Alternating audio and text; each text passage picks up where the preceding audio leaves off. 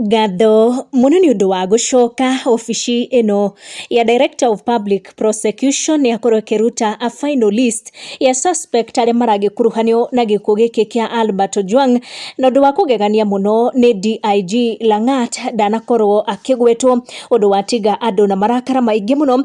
The suspect aria magikorwo makigwetwo ni mwanake uyu wakorirwo akiumbura ati oda ya kuhura Ojwang yaumite kuri DIG Langat. Mwanake uyu agikorwo akigwetwo hamwe na OCS Samson Talam na Peter Kimani, John Jige Gitao, Jean Abwao na Brian Mwaniki Jwe nio magikorwo makionekana makire na mahetia na magikuruhanio na gikuo giki.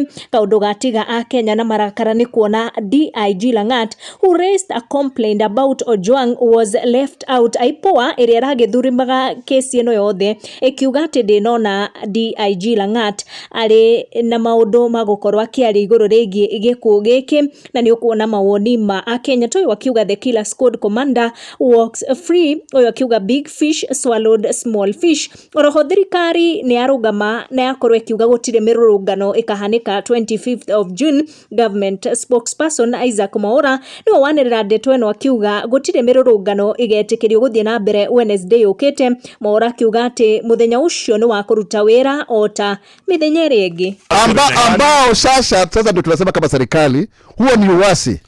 Hizo ni vurumai.